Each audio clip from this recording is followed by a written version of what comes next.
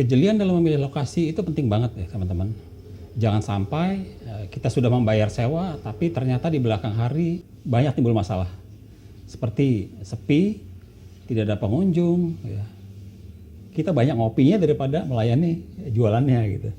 Apa saja yang harus diperhatikan dalam memilih lokasi usaha? Jangan kemana-mana, ikuti terus.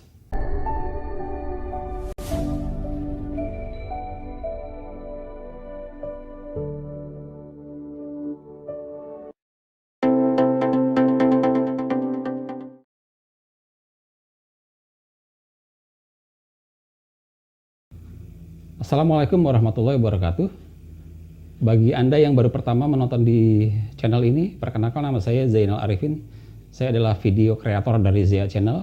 Jadi kali ini saya akan berbagi mengenai tips-tips dalam memilih lokasi buat membuka usaha.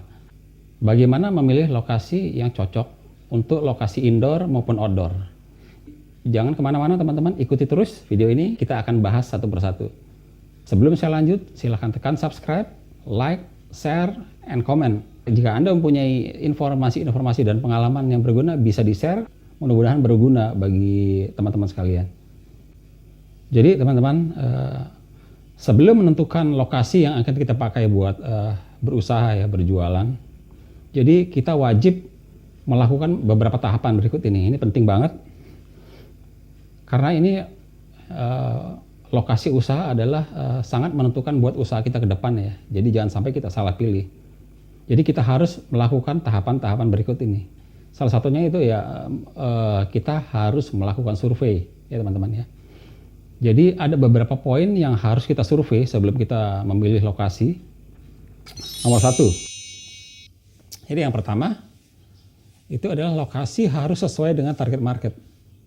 Misal ya, kalau target market kita adalah mahasiswa, maka tempat yang cocok untuk kita buka usaha di tempat itu adalah lingkungan seperti kampus, kos mahasiswa misalnya. Jadi yang benar-benar mendekati di mana mereka berkumpul. Misalnya lagi ibu rumah tangga. Ya. Jadi kalau target kita adalah ibu rumah tangga, maka lokasi yang kita pilih adalah dekat perumahan. Karyawan misalnya. Kalau target market kita adalah karyawan, maka kita sebaiknya buka di perkantoran. Jadi itu yang pertama teman, adalah lokasi harus sesuai dengan target market. Nomor 2 yang tidak kalah pentingnya adalah traffic. Nah kalau saya teman-teman ya, ini kalau saya pakai pendekatan yang saya bilang rules 80-20. Dalam hal ini kita bisa memperkirakan berapa potensi yang akan kita dapat di lokasi itu. Jadi ini hanya pendekatan ya teman-teman. Paling tidak ini adalah kita ada gambaran, kita nggak blank sama sekali dalam mencari tempat usaha.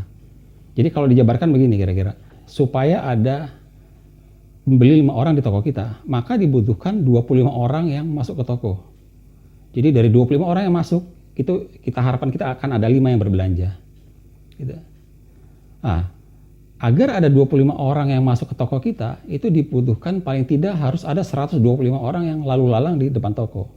Ini sebagai gambaran juga kalau misalnya teman-teman ikut event-event bazar misalnya, ini yang perlu kita tanyakan ke panitia.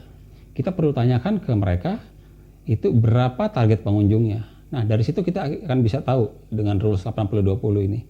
Kira-kira berapa ribu pengunjung, berapa yang kira-kira lewat depan toko kita, berapa yang akan mampir dan berapa yang akan belanja. Ini baru hanya dari jumlah pengunjung dan jumlah calon pembeli ya, belum berapa kuantiti yang akan mereka beli, gitu teman-teman. Kemudian yang nomor 3 itu posisi harus mudah terlihat, ya. Jadi kalau indoor itu yang harus dipertimbangkan adalah apakah lokasinya itu dekat dengan lift, ya, apakah dekat dengan eskalator, dekat dengan akses pintu keluar masuk, dekat dengan parkiran, misalnya seperti itu. Ini menentukan juga teman-teman. Jadi jangan sampai salah pilih lokasi, tempatnya yang di pojok, jauh dari akses, itu akan sepi pengunjung teman-teman. Kalau outdoor paling tidak itu tempatnya harus ada tempat parkir. Kemudian juga harus dilihat lalu lintasnya, apakah lalu lintas di depan tempat usaha, calon tempat usaha kita itu 2 arah atau 1 arah. Kalau dia satu arah atau apakah dekat dengan putar balik. Nomor 4, lingkungan sekitar. Apakah ada bidang usaha sejenis untuk meningkatkan traffic? Jadi jika sudah ada itu lebih baik ya. Lihat sebelah kiri dan kanan lokasi tempat yang akan kita sewa, apakah ada usaha lain dengan kategori yang sama ataupun mirip ya. Jangan terlalu jauh.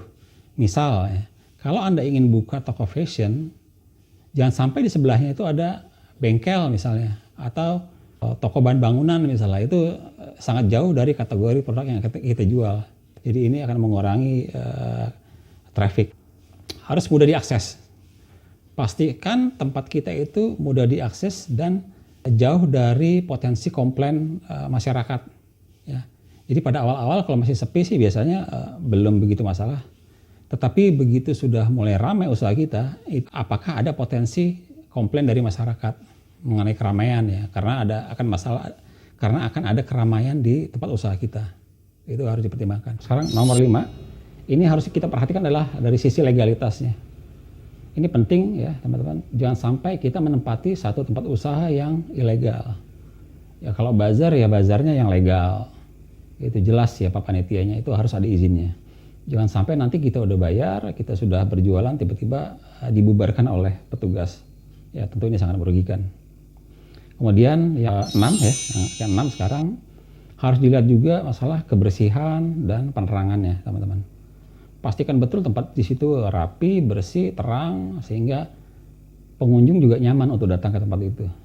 Yang ketujuh, yang terakhir, ini masalah keamanan. Pastikan teman-teman ya, karena kadang-kadang ada juga tempat-tempat usaha yang tidak aman, ya rawan terhadap pencurian, premanisme gitu. Jadi ini harus dipastikan, tanya betul, harus dipastikan bahwa tempat yang akan kita gunakan adalah tempat yang sangat aman. Jadi itu aja teman-teman, jangan lupa untuk subscribe, like atau komen, beri masukan ke kami apalagi yang bisa kami share di video berikutnya. Dan jangan lupa nyalakan loncengnya agar Anda tidak ketinggalan info-info menarik lainnya. Sampai ketemu lagi di video berikutnya, sampai jumpa.